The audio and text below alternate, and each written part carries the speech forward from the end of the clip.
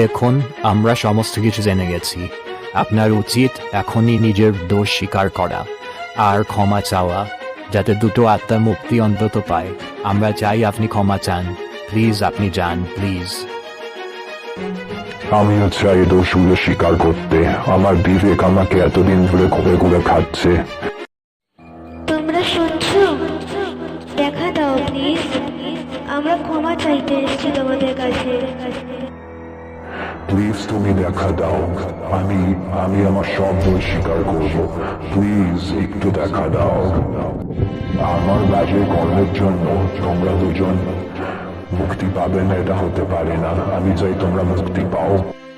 ঠিক আছে, তুমি যদি এটাই চাও তাহলে তাই সই। আমরা চললাম আমরা।